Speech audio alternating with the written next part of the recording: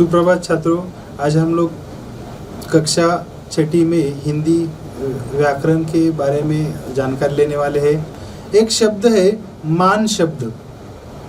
मान शब्द centre point में अगर मैंने रखा और उस मान शब्द से शुरू में मैंने कुछ शब्दांश जोड़े तो कौन कौन से शब्द बनते हैं, ये सबसे पहले हम लोग देखेंगे। इसे हम लोग शब्द पहेली भी कह सकते हैं। सम, म आधा सम, ये शब्दांश जोड़ा तो शब्द बनेगा सम्मान।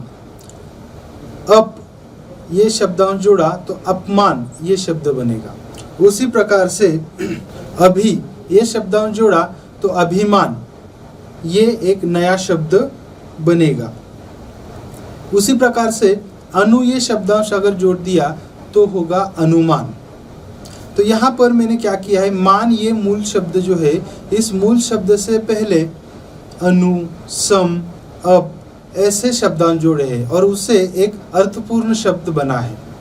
तो इसी के बारे में ही हम लोग विस्तार से जानकारी लेने वाले हैं। तो यहाँ पर मैंने जो अभी कुछ शब्दांश बताए, मूल शब्द से पहले लगकर जो शब्दांश आते हैं वो उसी शब्द का अर्थ बदल देते हैं, उसे उपसर्ग कहा जाता है।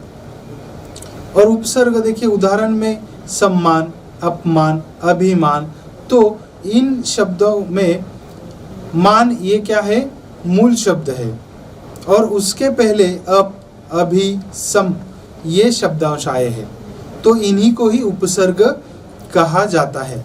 उपसर्ग का स्वतंत्र रूप से उच्चारण नहीं किया जा सकता।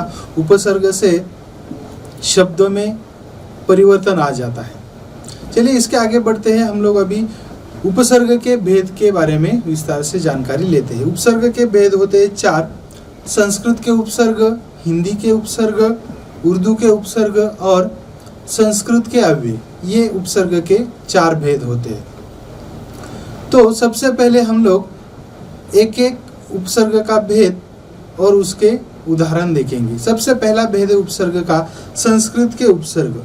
संस्कृत भाषा से, ऐसे उपसर्ग जो संस्कृत भाषा से हिंदी भाषा में उनका प्रयोग किया जाता है और जो मूल शब्द होते हैं उनके पहले ये उपसर्ग लग कर आते हैं।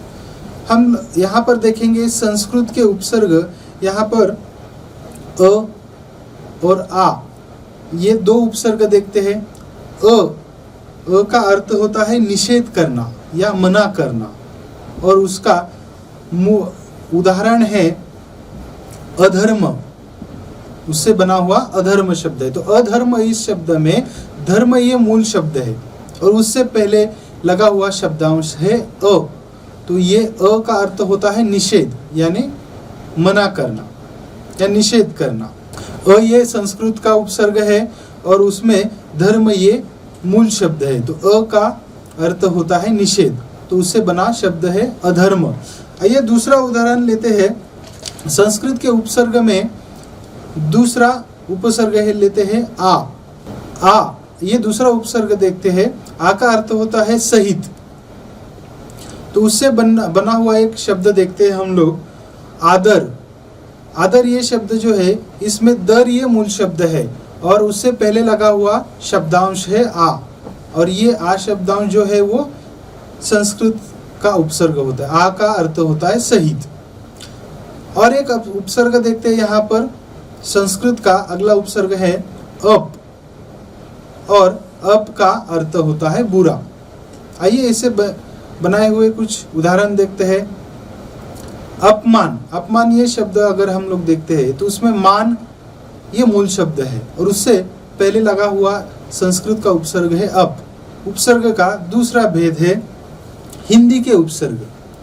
हिंदी भाषा में भी ऐसे शब्दांश जो है वो जिनका प्रयोग उपसर्ग से किया जाता है। हिंदी के उपसर्ग में कुछ उदाहरण देखते हैं। उपसर्ग है अध। अध का अर्थ होता है आधा और उससे बना हुआ एक शब्द लेते हैं अधमरा।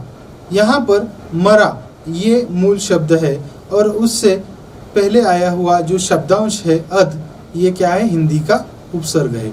अधमरा यानी कि आधा मरा हुआ। चलिए दूसरा उपसर्ग हम लोग यहाँ पर देखते हैं उन। उन का अर्थ होता है एक कम। और उदाहरण लेते हैं 19, 29, 49। ये शब्द हम इस शब्द से परिचित है।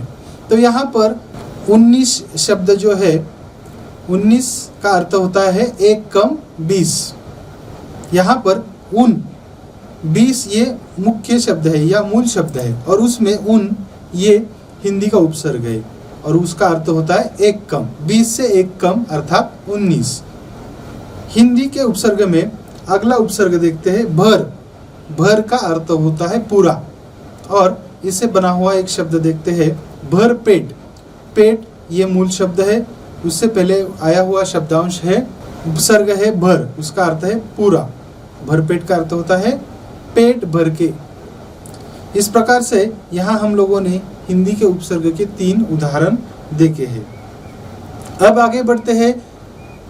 उपसर्ग का तीसरा भेद है उर्दू के उपसर्ग। उर्दू भाषा से हिंदी भाषा में आए हुए ऐसे उपसर्ग जो है जिनके प्रयोग से कुछ अर्थपूर्ण शब्द बनते हैं। चलिए देखते हैं आप कौन से ऐसे उदाहरण है। देखिए बे। बे का अर्थ होता है बिना, और उससे बना हुआ एक शब्द है बेरहम, बेनाम। उसी प्रकार से उर्दू के उपसर्ग में अगला उपसर्ग देखते हैं हम लोग बद।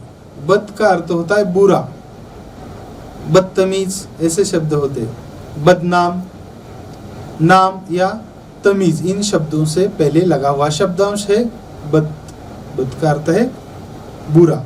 उसी प्रकार से कम, ये उर्दू भाषा का या उर्दू का उपसर्ग है। कम का अर्थ होता है थोड़ा। एक उदाहरण लेते हैं उससे बना हुआ कमजोर। जोर ये मूल शब्द है, उसके पहले लगा हुआ एक शब्दांश है कम।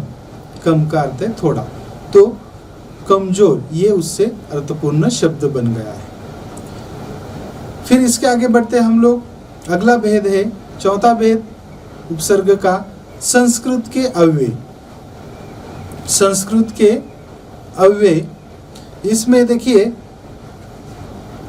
इसके भी कुछ उदाहरण देखते हैं। सत, ये संस्कृत का अव्यय है या संस्कृत का उपसर्ग हम लोग यहाँ पर देख रहे हैं। उसमें संस्कृत का अव्यय एक उदाहरण लेते हैं सत। सत का अर्थ है अच्छा, सज्जन, अंतरात्मा, उससे बना हुआ शब्द है। उसी प्रकार से पुनः ये संस्कृत का अव्यय है और उसका अर्थ होता है फिर, और उससे बना हुआ शब्द है पुनर्जन्म। तो यहाँ पर इस प्रकार से हम लोगों ने उपसर्ग की परिभाषा और उससे बने हुए कुछ उदाहरण देखे हैं, और साथ ही में उपसर्ग के जो 4 भेद है वो आज हम लोगों ने विस्तार से देखे हैं। तो आशा है कि आप लोगों को ये उपसर्ग टॉपिक अच्छे से समझ में आ गया होगा। इसी के साथ हम लोग रुकते हैं। धन्यवाद।